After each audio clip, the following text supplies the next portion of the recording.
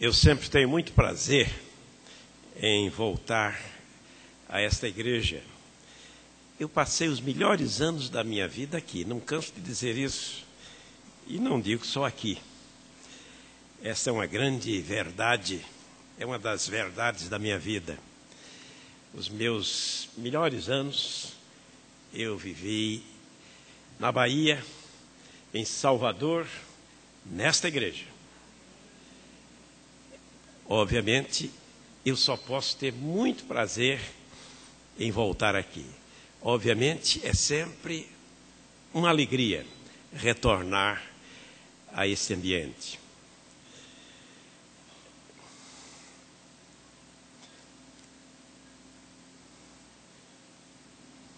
Para quem não sabe, essa igreja, mais do que centenária, já teve muitos pastores, mas eu conservo até hoje o recorde. Eu sou o pastor que mais tempo ficou no campo dessa igreja. Esse recorde vai ser quebrado em breve pelo reverendo Itamar. Eu espero que isso aconteça, mas por enquanto ainda sou eu o recordista. Ganhei até um troféu anos atrás por causa dessa proeza. Vamos abrir a Bíblia? Efésios, capítulo 1.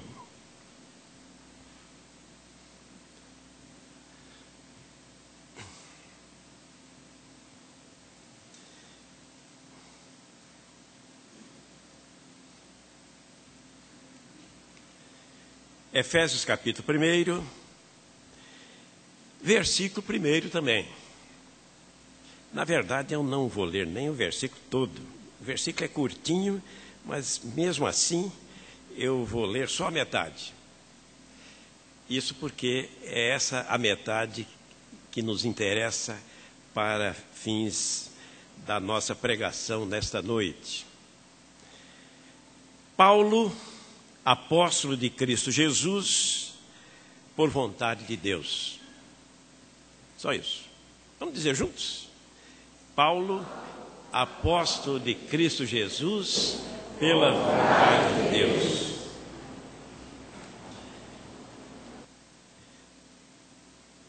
Efésios era a epístola predileta de João Calvino, o grande comentarista da Bíblia, William Barclay, dizia que esta era a rainha das epístolas. E Armitage Robinson dizia que Efésios era a coroa dos escritos de Paulo. John Mackay, ministro presbiteriano, muito influente na sua época, um grande pensador cristão, foi presidente de Princeton, dizia que este livro, ele se referia à epístola de Paulo aos Efésios, aliás, ele dizia, a este livro eu devo a minha vida. Esta epístola começa assim: Paulo, apóstolo de Cristo, por vontade de Deus. O autor desta epístola, já dissemos, repito, é o apóstolo Paulo, o grande apóstolo aos gentios. E ele sempre tem alguma coisa para nos ensinar, sempre aprendemos com Paulo. Eu gostaria que hoje nós aprendêssemos mais alguma coisa, ou se já sabemos tudo isso que vai ser dito, que recordássemos esses ensinos que são tão bonitos e tão importantes. O texto é muito curto, mas há uma riqueza imensa nessas poucas palavras. Há lições aqui importantes. Quem nos transmite essas lições é o grande Paulo. Vale a pena ouvir Paulo. A gente sempre aprende com ele. Espero que isso se repita aqui nesta noite mais uma vez, que nós aprendamos mais alguma coisa para o enriquecimento da nossa vida espiritual com esse homem que, de fato, tem muito o que nos ensinar.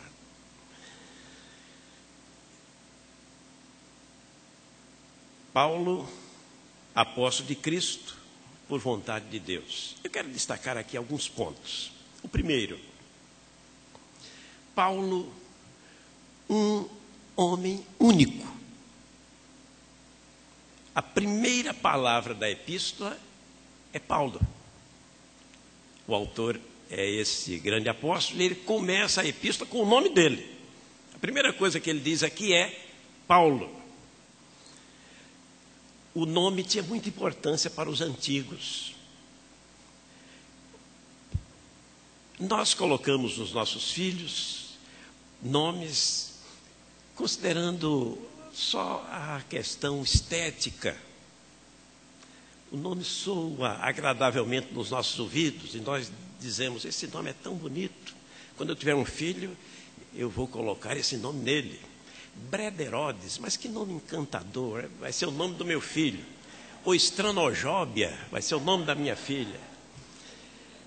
Mas os antigos não usavam esse critério. Os antigos colocavam nos seus filhos nomes que tinham alguma coisa a ver com a vida daquela pessoa, que dizia alguma coisa das circunstâncias do nascimento daquela pessoa, ou que apontava para aquilo que se esperava que aquela pessoa viesse a ser na vida. Por isso que às vezes a pessoa tinha que mudar de nome. Depois de certas experiências vivenciadas, aquele nome não servia mais. Jacó quer dizer trapaceiro, enganador. Depois que ele teve aquela luta com o anjo, a rigor foi uma luta com o próprio Deus, o seu nome foi mudado. Esse nome não servia mais para ele. Ele passou a se chamar Israel, príncipe com Deus. Saulo mudou de nome. Depois da experiência na estrada de Damasco, aquele nome não servia mais. Ele passou a ser Paulo. O Messias não podia ter qualquer nome. O anjo disse para José, e lhe porás o nome Jesus. Na língua original, Jesus é uma palavra que fala de salvação, de salvador. Então, o Messias não podia ter um nome qualquer. O seu nome tinha que falar da sua missão. Tinha que revelar alguma coisa daquilo que se esperava dele. Ele viria para ser o Salvador. Ele viria para promover a salvação da humanidade decaída. Então, o nome tinha que ser aquele. O anjo disse logo para José, ele não pode ter outro nome. Você ponha nele o nome de Jesus. E explicou, porque ele salvará o seu povo dos pecados deles. Paulo, apóstolo de Cristo por vontade de Deus. Paulo é único. Era possível que existissem outros Paulos, mas não aquele. Aquele era único.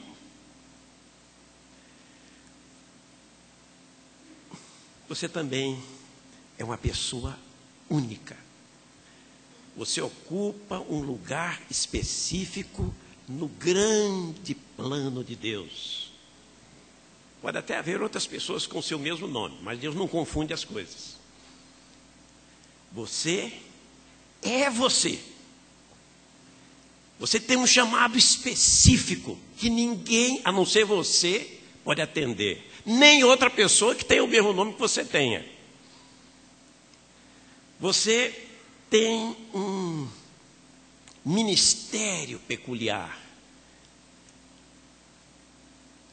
Dentro do programa de Deus, dentro do organograma do reino de Deus, você tem um ministério peculiar e só você pode exercê-lo. Você tem um lugar peculiar no plano de Deus e só você pode ocupar aquele lugar. Jesus costumava chamar as pessoas bem especificamente pelo nome. Ele faz isso até hoje. Ele faz isso até hoje. Ele lhe chama pelo nome e lhe designa para alguma coisa que é tarefa sua, exclusivamente sua. Só você pode fazer aquilo. Só você pode exercer aquele ministério. Só você pode executar aquela tarefa. Só você pode ocupar aquele lugar. Ainda hoje é assim. Jesus chama bem pelo nome. Lembra-se quando ele passou debaixo da figueira e disse, Zaqueu? Ele não disse, ei, você aí da blusa roxa? Zaqueu. Imagina o susto que Zaqueu tomou. Ele sabe meu nome. Sabia. Ele sabe nossos nomes. Ele sabe o nome de cada um de nós e nos chama especificamente por aquele nome que ele conhece muito bem. Jesus, diante do túmulo de Lázaro, disse, Lázaro, vem para fora. E se ele não chama pelo nome, era tanto defunto saindo das covas que ia assustar a população inteira. Mas ele foi específico, Lázaro, quem não for Lázaro, não apareça. Eu estou chamando Lázaro, venha para fora. E Lázaro veio.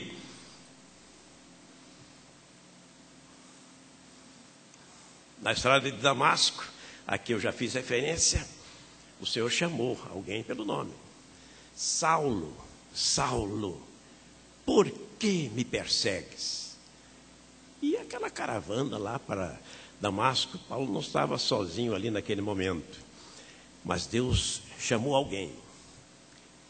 E chamou pelo nome. E esse nome foi Saulo.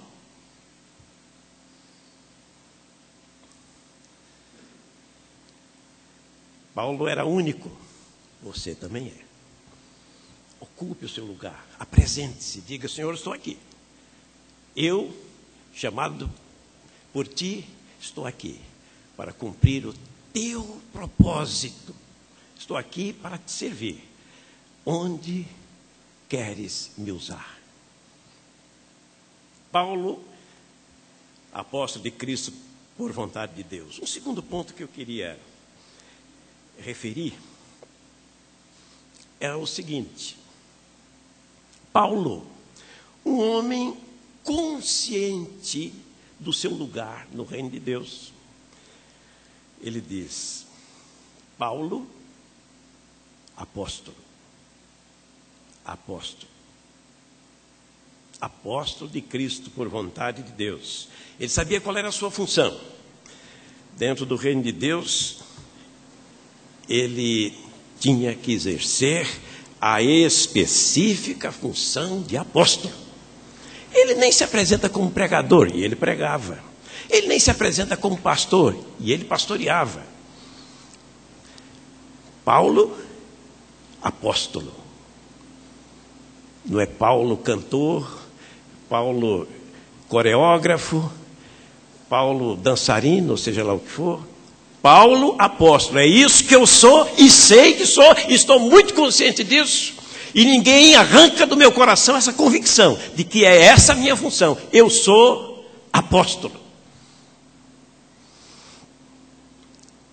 Irmãos, eu não tenho dúvidas de que uma importantíssima razão pela qual Paulo foi o que foi o campeão que foi, é o fato de ele saber qual é a sua tarefa, dele saber qual é a sua função, dele saber qual é o seu lugar. Como eu tenho absoluta certeza de que há muita gente que não está produzindo no reino de Deus, que está ociosa na igreja, não por incompetência, não por falta de inteligência, não por preguiça, mas simplesmente porque não sabe qual é o seu lugar, não sabe qual é a sua função. É como alguém que vai para um emprego e não sabe qual é a sua sala, qual é a sua mesa, qual é o seu cargo, qual é a sua função, o que é que ele tem que fazer. Ninguém disse e ele não perguntou. Às vezes é uma pessoa de altíssima competência, isso não tem nada a ver com competência, mas está lá inerte, está lá sem produzir, está lá sem fazer nada. E a razão é só essa, não sabe qual é a sua função. É inconcebível que isso aconteça. Alguém pode estar dizendo aí, eu concordo. Mas eu tenho certeza de que essa é a situação de muita gente na igreja. Muita gente que podia estar produzindo, que podia estar frutificando abundantemente na igreja de Deus, e não está, ainda que tenha um grande potencial. Não está porque não sabe qual é a sua função, não sabe qual é o seu serviço, não sabe que tarefa lhe é designada. Paulo sabia, Paulo não tinha dúvida, ele se apresenta como Paulo, o apóstolo.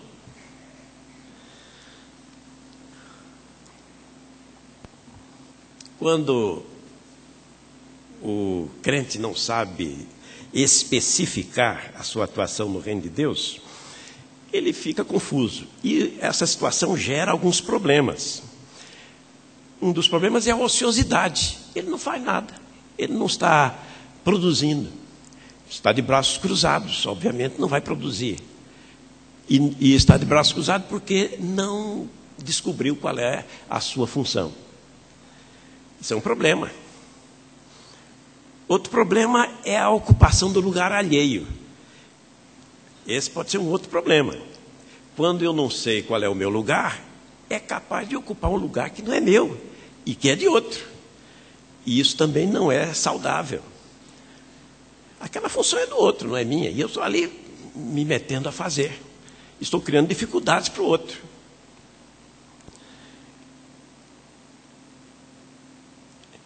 Outro problema é a sobrecarga. Se eu não sei qual é o meu lugar, é possível que eu esteja me ocupando em tarefas que não sejam as minhas. E até trabalhando mais do que o Senhor está requerendo de mim. Numa sobrecarga opressora, que também não é saudável. Deus não quer isso de ninguém. Às vezes nós encontramos por aí crentes meio cansados, né? Meio cansados. Cansados no serviço do Senhor. Há um hino no cantor cristão que diz: no serviço do meu rei eu sou feliz. Mas de vez em quando eu encontro crentes que não podem cantar esse hino. Eles não estão felizes coisa nenhuma. Alguns ficam olhando no calendário para ver quando é o dia 31 de dezembro, para entregar esse cargo, para outro assumir e tomar posse no culto de vigília, porque eu já não aguento mais. Esse crente não pode cantar: no serviço do meu rei eu sou feliz. Às vezes é uma questão de sobrecarga. Se a carga está muito pesada, isso não é do plano de Deus, não. Deus não estabeleceu esse plano para ninguém. Jesus disse: meu fardo é leve, o meu jugo é suave. Se seu fardo não é leve, nem seu jugo é suave, não é o de Jesus. Você está levando outro fardo aí. Uma outra consequência que pode ser gerada por essa situação é trabalho mal feito. Se eu não sei qual é a minha função, eu me meto a fazer alguma coisa e termino fazendo aquilo para o qual eu não fui talhado. Qual é o resultado? Eu vou fazer mal feito, eu não sou do ramo, aquela tarefa não é minha. Quem sabe fazer bonito e bem feito aquilo é outro, mas eu que me meti a fazer. E o meu trabalho, aquele que eu faria bem feito, eu não estou fazendo. Não descobri ainda qual é o meu setor. Imagina imagine o corpo. O apóstolo Paulo usa o corpo físico como figura da igreja. Ele diz: a igreja é assim, é um corpo. Um corpo tem vários membros. E esses membros têm funções diferentes. Então esse corpo tem olho, tem boca, tem nariz, tem perna, tem braço, tem mão, tem dedo, tem coração, rim, fígado. E são membros e órgãos diversos. Mas isso é um corpo só. Agora o que é que tem que acontecer? Esse corpo tem que funcionar harmoniosamente. Para que é que serve o olho? Para enxergar. Agora imagine o olho se meter a comer. Ele vai fazer algum serviço que preste? Ou imagine o nariz se oferecendo para enxergar. Vai acontecer alguma coisa que preste como resultado desse esforço, às vezes tão bem intencionado, às vezes até sacrificial, daquele membro que não foi talhado para aquele serviço. Olho enxerga, nariz cheira e boca come. Vamos conservar a ordem. natural das coisas. Isso é verdade aí no mundo físico, isso é verdade no mundo espiritual, isso é verdade na vida da igreja.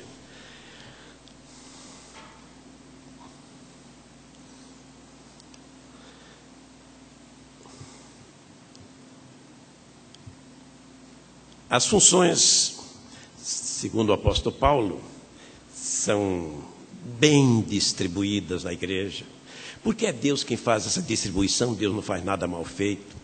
São os dons,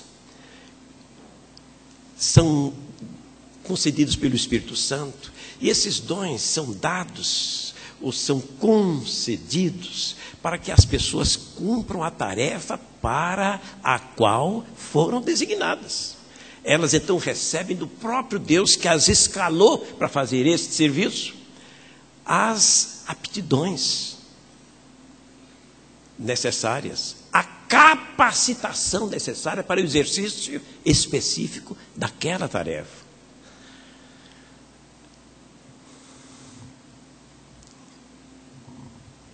Descubra qual é o seu dom. Às vezes o problema é que o crente não se empenhou por descobrir. Eu tenho a convicção de que se o crente se esforçar para descobrir, ele descobre. O Senhor o orienta. A primeira providência é pedir mesmo direção do alto. E Deus há de conceder a cada um essa direção. Mas há alguma coisa que nós podemos fazer. Eu posso até fornecer algumas dicas para quem ainda não tenha descoberto qual é o seu setor de atuação no reino de Deus e quer descobrir. Primeiro, dê uma olhada nas listas bíblicas de dons. Aquelas listas não são não estão completas, não. Elas não se exaurem. Aquelas listas foram compostas numa época em que não havia tanta coisa que hoje há. Outro dia alguém estava me falando de um indivíduo numa igreja aí, eu não conheço nem a igreja nem o indivíduo, mas falava de uma pessoa de uma certa igreja que tinha uma capacidade, um dom. Era um dom espiritual. A pessoa dizia, isso não é uma coisa natural, simplesmente uma coisa natural. Não é. É um dom espiritual para servir de motorista. Servir a igreja. Como aquela pessoa faz bem aquele serviço. Bem não no sentido técnico, de que ele sabe manejar o volante e o câmbio com competência. Mas ele faz isso de um jeito especial. Aquilo virou um ministério para ele. Eu conheci um zelador de igreja, presbítero José Lima, já faleceu, foi meu zelador na terceira igreja de Belo Horizonte, na década de 70. Cuidar da igreja era um ministério. Ele não era simplesmente um limpador de banco, um varredor de chão. Aquilo para ele era um ministério. Ele colocava a alma naquilo. Quem entrasse de modo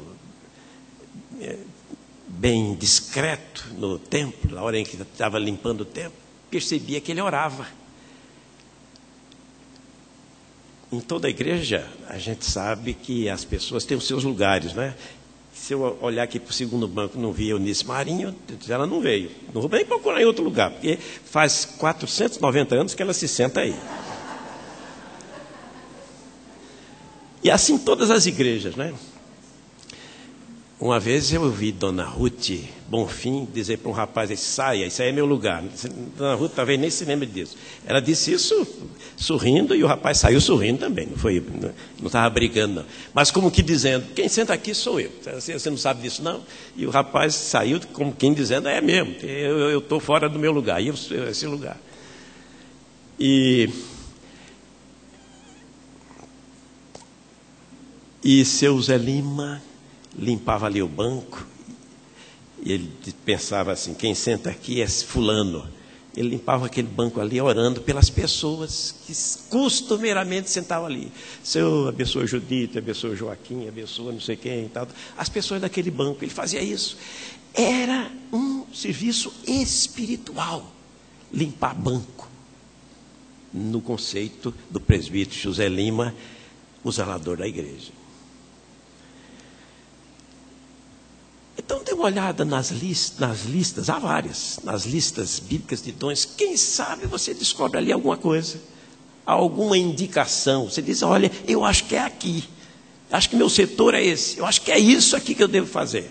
Mas, torno a dizer, essas listas não se esgotam ali, porque foram redigidas num tempo em que não havia, acabei de mencionar o caso do motorista, não havia carro, não havia internet e coisas assim. E hoje nós temos condições de prestar serviço ao reino de Deus numa gama muito maior de atividades do que no primeiro século. Mas dá uma olhada naquelas listas, pode ser uma ajuda. Ali há alguns dons interessantes, alguns dons dos quais nós não gostamos muito, né? Eu nunca vi ninguém fazer jejum pedindo a Deus o dom de contribuir, mas é um dom, está lá. Nunca vi ninguém pedir o dom do martírio, já viram? Nunca vi. Aliás, é um dom curioso, porque a gente só exerce uma vez, não é?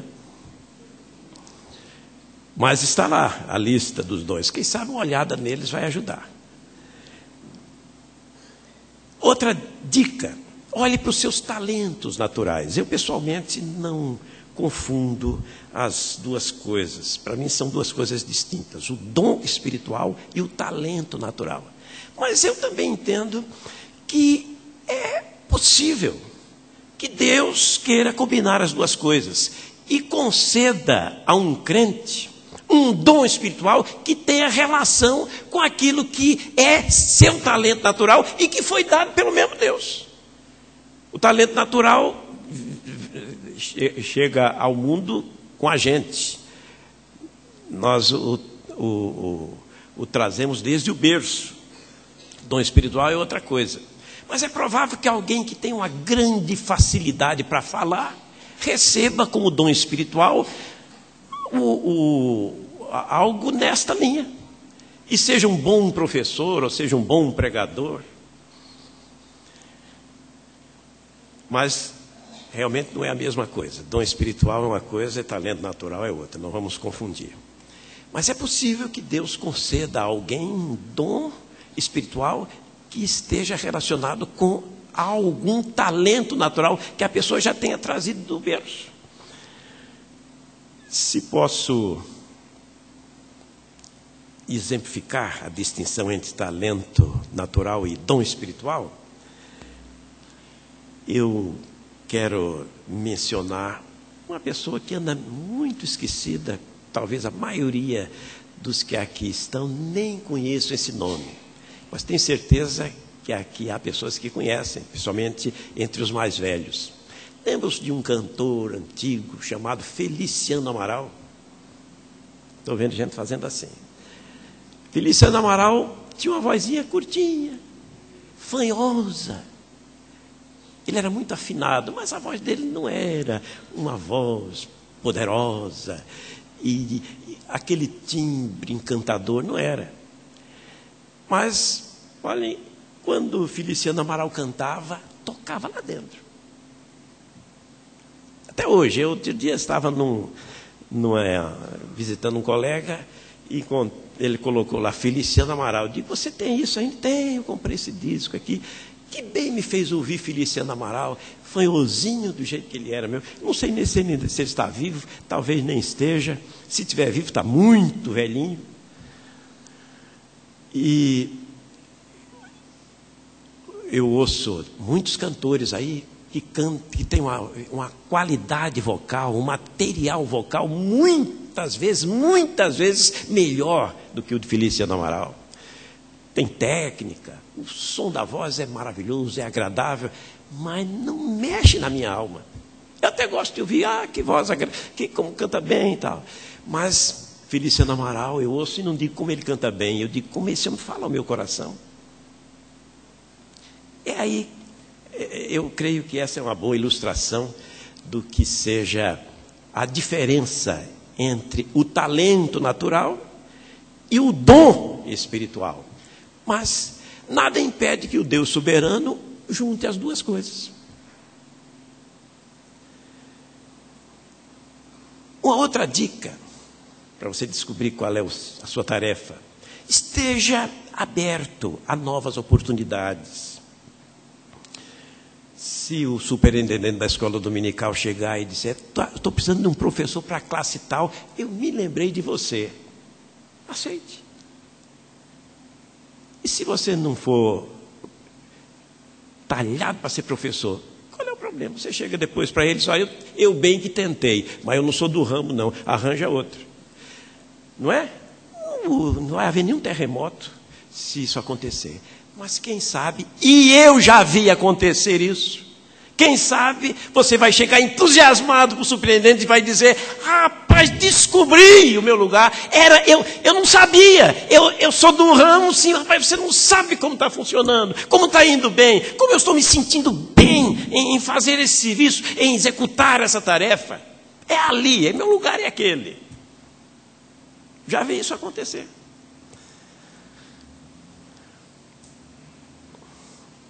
Outra dica: considere a reação do povo de Deus. Deus usa muito o seu povo para dizer as coisas. O povo, a comunidade do seu povo, Deus usa muito. E eu acredito muito na comunidade do povo de Deus, naquilo que nós chamamos de igreja. É muito importante a aprovação da igreja ao nosso ministério. E eu não estou falando aqui do ministério pastoral. O ministério pastoral é um dos ministérios existentes. Há muitos outros. É muito importante a aprovação da igreja ao nosso ministério. A igreja aprovou. Deu certo, funcionou. A igreja reagiu. A igreja está sendo abençoada. Pronto, é sinal de que você está no seu lugar. É muito provável que você tenha atinado com a sua função dentro do reino de Deus. Algumas pessoas dizem que tem um dom de pregar, mas não sei, é uma coisa curiosa. Quando eles estão pregando, a igreja recebe o dom de dormir. Eu fico desconfiado do dom dessa pessoa. Mas quando alguém faz um serviço e aquilo dá certo, a igreja é edificada com aquilo, a igreja é abençoada por aquela atuação, nós temos ali uma indicação muito forte de que a pessoa está no seu lugar, exercendo o ministério para o qual Deus o chamou. E aí entra um elemento delicado. Sabem o que é? O elogio. Tem gente que morre de medo de elogio. Um dia eu estava na porta da igreja que eu pastoreava no Rio de Janeiro e uma senhora parou, membro da igreja, doutora Elani, uma médica, e disse: reverendo, e eu percebi aquela hesitação. Sim, senhora. Reverendo, você pode dizer, doutora Elani, eu posso fazer um elogio? Ele pode. Ela então fez um elogio ao sermão que eu tinha acabado de pregar. Eu estava à porta da igreja me despedindo do povo, depois do culto. Aí eu agradeci, com a maior naturalidade. Ela disse: sabe por que eu pedi licença? E o senhor percebeu que eu estava temerosa? É porque o seu antecessor aqui estava aí nesse mesmo lugar que o senhor está, o pastor a quem eu sucedi lá, está aí nesse mesmo lugar onde o senhor está, e eu estava nesse mesmo lugar onde estou. Eu disse para ele: o seu sermão de hoje foi uma maravilha. Sabe por que ele disse? O diabo já tinha me dito isso. Aí ela disse: reverendo, eu não sei como eu acertei sair daqui, descer essas escadas. Eu saí aqui tropeçando nas minhas pernas, sem graça, com a vergonha, com a cara desse tamanho. Não sei por que isso. Tem gente que diz: não, porque isso pode provocar vaidade. É ele com Deus que vai resolver isso.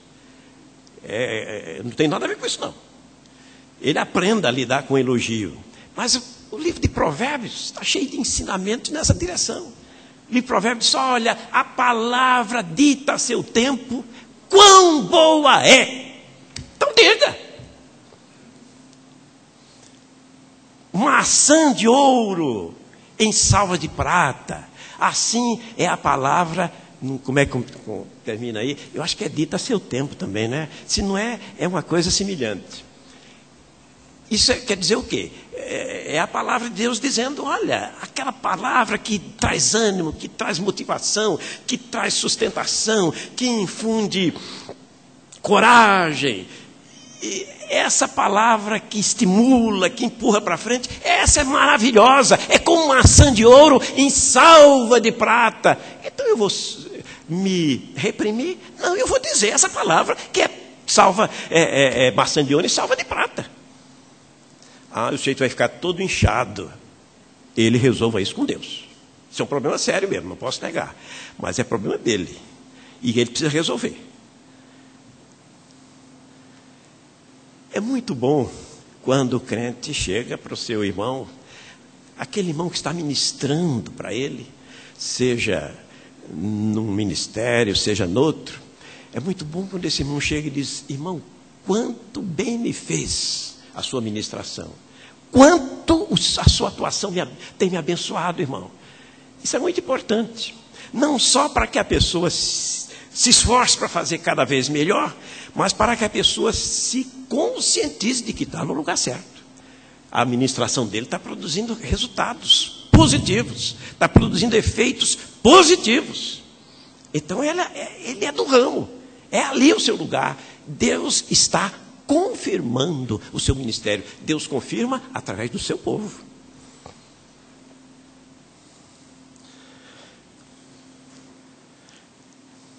Paulo, apóstolo de Cristo, pela vontade de Deus.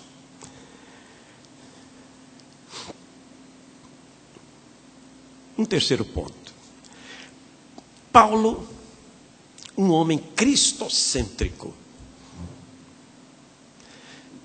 Notem, Paulo, apóstolo de Cristo. Apóstolo quer dizer enviado. E Paulo não se considerava apóstolo da igreja.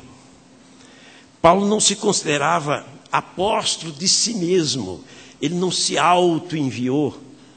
Alguns são apóstolos de si mesmos. Conheço alguns.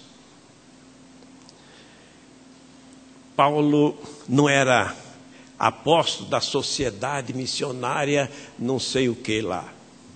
Não, Paulo era apóstolo de Cristo. Nunca houve pessoa mais cristocêntrica do que esse homem. Isto é, pessoa em que Cristo estava mais centralizado. Em que Cristo fosse mais dominante. Nunca houve. Era esse homem que dizia: não sou eu mais quem vive, já é Cristo que vive em mim. Essa vida que eu vivo não é a minha vida, é a vida de Cristo em mim. Há jeito mais enfático de expressar essa comunhão entre duas personalidades. Paulo dizia isso. Como Cristo era importante na vida desse homem, como Cristo era central na vida desse homem. Ele chegou a dizer: eu era fariseu, descendente de Benjamim, era isso, aquilo outro. Tem lá uma lista de coisas que ele dizia que era. Coisas muito bonitas e importantes lá para a sua época e para o seu povo. E ele diz assim: eu, entretanto, considerei tudo isso lixo, refúgio, por causa da sublimidade do amor de Cristo, meu Senhor. Esse Cristo, por causa de quem eu perdi todas as coisas e as considerei refúgio. Como Cristo empolgava a vida desse homem. Tudo dele era em função de Cristo. Quando ele chegou em Corinto, ele disse: eu vim aqui pregar a Jesus Cristo. Ele escreveu para os coríntios: quando eu fui aí, eu não quis saber de outra coisa, a não ser de Cristo e este crucificado. E ainda aos coríntios ele diz: nós não nos pregamos a nós mesmos, mas pregamos a Cristo como Senhor.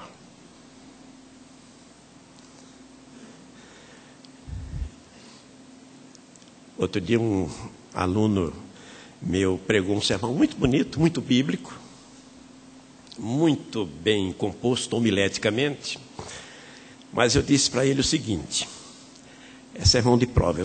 Uma das minhas disciplinas no seminário chama-se prática de pregação. Então, o sermão depois eu vou fazer a crítica.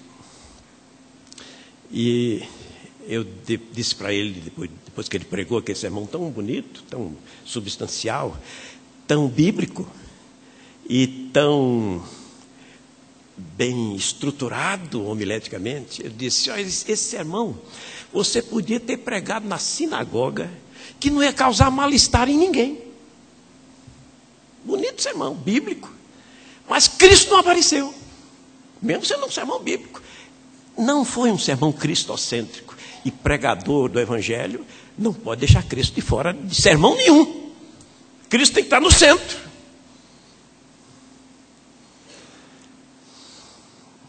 Paulo não corria esse risco.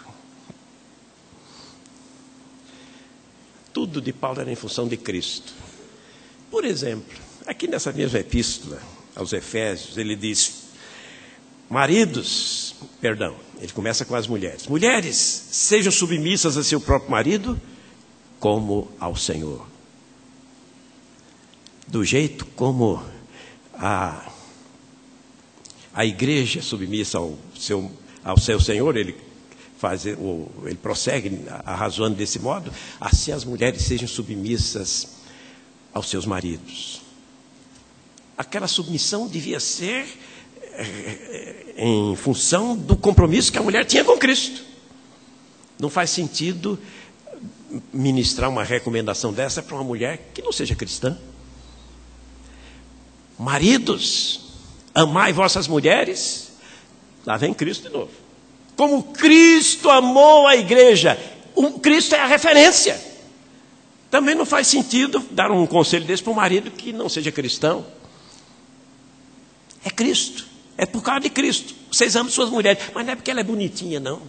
Vocês amam suas mulheres, mas não é porque você tem um coração generoso, não. Façam isso por causa de Cristo. Cristo não amou a igreja assim. Você imite Cristo. Filhos, obedecei a vossos pais no Senhor. É por causa do Senhor. Não é pela estima que você tem a pai e mãe. Deve ter também, mas não é essa a grande motivação. A grande motivação é o Senhor. Pais, não provoqueis vossos filhos a ira, mas criai-os na disciplina e na admoestação do Senhor. Lá vem o Senhor de novo. E ele prossegue: servos, obedecei a vosso Senhor segundo a carne, com temor e tremor, na sinceridade do vosso coração, como a Cristo. Até isso. Até o empregado lá de um sujeito que nem crente é, um ímpio, às vezes um patrão muito do ruim. Se esse empregado é cristão, ele deve servir a essa porcaria de patrão, como se essa porcaria de patrão fosse o maravilhoso Senhor Jesus. É o que Paulo disse. Tudo em função de Cristo. Esse homem vivia em função de Cristo. E tudo que ele ensinava era em Cristo, por causa de Cristo. Aliás, ele criou uma expressão que é só dele mesmo. A expressão em Cristo. Os escritores antigos não diziam isso de ninguém. Por exemplo, Platão não dizia que quem era discípulo de Sócrates estava em Sócrates. Os próprios escritores bíblicos, João, Pedro, nenhum usa essa expressão. Em Cristo. Paulo usa com frequência. Em Cristo, quer dizer, ligado a Cristo, em função de Cristo, por causa de Cristo, com Cristo ali no centro, com Cristo sendo a referência. É ele que diz: Cristo em vós, olhem só, Cristo em vós, quer dizer, Cristo aí na sua vida, dentro do seu coração, Cristo em vós, a esperança da glória. Vamos aprender com esse homem e cultivar uma vida que seja realmente centralizada em Cristo. Um quarto ponto, quarto e último, para a tranquilidade dos que me ouvem. Paulo, um homem enquadrado na vontade de Deus. O que é que ele diz? Paulo, apóstolo de Cristo, por vontade de Deus. Ele está dizendo, eu não amanheci um belo dia com vontade de ser apóstolo. Hoje eu vou a Jerusalém, conversar lá com Pedro, João, que me deu uma vontade de ser apóstolo. Ele diz, eu estou nesse negócio por chamado. Eu fui escalado. É essa a vontade de Deus.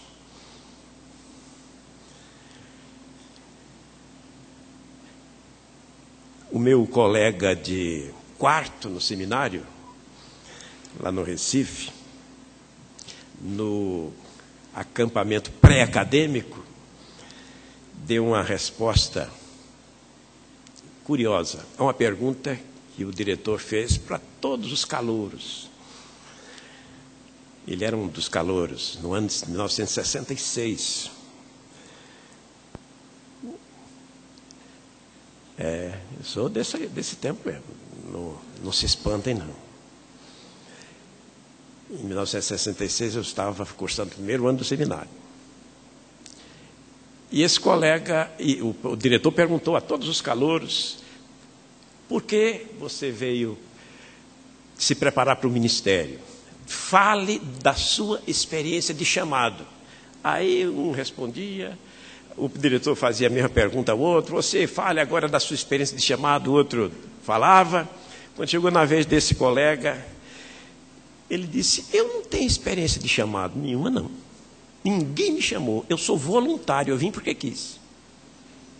Felizmente, esse colega não é pastor, não quis ser pastor. Ele hoje serve a Igreja de Deus como presbítero, de uma igreja lá no Maranhão, mas nunca foi ordenado, ainda bem. Porque no ministério pastoral não há lugar para voluntariado. É tão bonito esse negócio de voluntariado, né? Na Segunda Guerra, abriram aí voluntariado, as pessoas se ofereciam para ir para a guerra. Existem nas cidades brasileiras, em muitas cidades brasileiras, ruas em homenagem aos voluntários da pátria. Isso é muito bonito. Mas lá fora, em outro contexto, no ministério, não. Nós somos chamados e só vale quem for chamado. Voluntário não tem lugar aqui. Eu citei o exemplo de um rapaz que estava se preparando para o ministério e não tinha consciência de chamado. Mas isso vale para no ministério pastoral, mas isso vale para qualquer tipo de ministério. É preciso que a pessoa que esteja envolvida num ministério, seja esse ou aquele ministério, tenha a consciência de estar ali porque Deus mandou. Tenha a consciência de estar ali por chamado divino, por delegação divina, por determinação divina. Isso vai lhe dar muita segurança e muita autoridade. Já disse e repito, e eu creio nisso, que o ministério pastoral não é o único ministério existente. Mas eu passei a vida sendo pastor. No próximo janeiro eu vou completar exatos 40 anos de ministério. No dia 18 de janeiro. Passei a vida sendo pastor. E várias vezes o ministério ficou difícil, ficou complicado. Exercer o pastorado se tornou difícil, penoso, complicado. E sabem como é que eu enfrentava essa situação? Dizendo para mim mesmo. Ninguém precisava saber disso, quem precisava saber disso era eu. Eu dizia para mim mesmo, estou aqui que Deus mandou. Eu não pedi para vir para cá. Não é por escolha minha que eu estou aqui. Foi Deus que mandou. Ele que resolva. Eu sou peão, não sou dono do negócio, não. Sou peão. Ele mandou, eu vim. Quem é o dono é ele. Ele que pegue o abacaxi e descasque.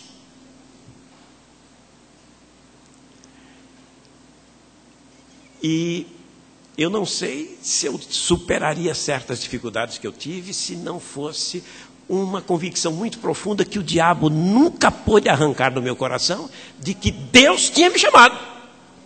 Eu não era voluntário, não. Eu fui convocado. Aliás, a rigor, eu nem quis vir. Quando eu me senti chamado, eu resisti o quanto pude. Eu era pianista de boate e eu queria continuar sendo pianista de boate. Era o que eu gostava de fazer, era o que eu sabia fazer e gostava muito de fazer. E, rapazinho, ainda muito novo, eu já tinha até um certo status lá no métier, no meu ambiente. Eu digo, é por aqui que eu vou. Eu nasci para isso. Então, quando eu senti o chamado, eu resisti o quanto muito, porque isso significava o desmoronamento dos meus grandes sonhos, dos meus mais alcandorados sonhos. Isso não causa bem-estar em ninguém, pelo contrário, isso causa um mal-estar tremendo. Então, quando as coisas ficavam difíceis no ministério, eu só me lembrava disso. Foi Deus que mandou. Eu estou aqui por ordem divina. E se eu estou aqui por ordem divina, pronto, eu fico aqui. E vou fazendo o que devo fazer. Quem se opuser, não está se opondo a mim. Quem sou eu? Quem se opuser está se opondo a quem me mandou para cá. Resolva lá com ele. Paulo, apóstolo de Cristo, por vontade de Deus. Essa certeza é imprescindível para quem quer levar a cabo um ministério bem-sucedido. Seja qual for esse ministério. Quantas adversidades Paulo sofreu? Eu digo isso porque tem gente que pensa que enfrentar a adversidade é sinal de que nós estamos fora da vontade de Deus. Porque se tivesse dentro da vontade de Deus, tudo dava certinho. Não está dando certo, é tanta complicação que eu só posso deduzir que estou fora, muito fora da vontade de Deus. Que nada. O homem que disse, Paulo, apóstolo de Cristo, por vontade de Deus, foi um homem que passou a vida em lutas tremendas. Paulo quis ir para a Bitínia, Deus não deixou. Paulo quis ir para a Ásia, Deus não deixou. Aí de noite apareceu um homem em visão, um homem macedônio, dizendo, passa a Macedônia e ajuda-nos. Paulo disse, Silas, é para a Macedônia que a gente tem que ir para aí. Nem é para a Ásia, nem para a Bitínia. Deus está nos mandando para Macedônia. Foram para a Macedônia, só para sofrer. Nem bem chegaram em Filipos, foram para a cadeia. E eu imagino a cena. Paulo e Silas trancados no cárcere interior. A Bíblia diz que eles foram colocados no que seria uma correspondente à prisão de segurança máxima. Lá no cárcere mais interior da prisão. Com os pés e as mãos amarrados num tronco. Leiam lá, Atos 16 descreve a cena, muito vividamente. As costas sangrando, porque o carcereiro meteu-lhes a chibata. Consta que naquela época o chicote tinha na ponta, a ponta era bifurcada, a ponta do chicote, aquele chicotão de couro, e em cada uma das pontas eles amarravam uns ossinhos. Então imagina a dor de Paulo e a dor de Silas com aquelas chicotadas nas costas. Sabe o que eles faziam à meia-noite? Atos 16 diz, cantavam louvores e oravam. Isso é uma cena celestial. Tinha que acontecer um negócio aí, aconteceu. Nada menos do que um terremoto. Estavam fora da vontade de Deus? Que nada. Aliás, se Silas pensasse que a adversidade fosse sinal de fuga da vontade de Deus, ele já tinha dito para Paulo, varão macedônio, né? Visão de Deus, vem com essa conversa de novo. Olha aí a visão macedônia, as minhas costas aqui, dá uma olhada. Mas Silas não tinha esse entendimento, e muito menos o apóstolo Paulo, e todos aqueles sofrimentos foram enfrentados galhardamente, sem nenhum desânimo e sem qualquer vacilação, na certeza de que estavam enquadrados na vontade de Deus a despeito de tudo.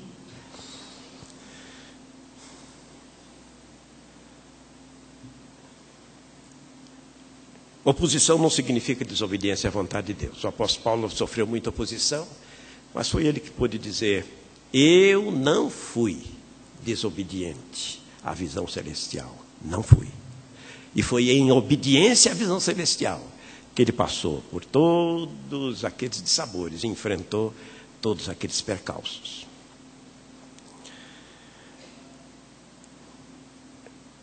Vamos aprender com Paulo, um homem extraordinário. Paulo é esse homem aí, um homem único, um homem consciente do seu lugar no reino de Deus, um homem cristocêntrico, um homem enquadrado na vontade de Deus. Que ele seja modelo para as nossas vidas. Amém.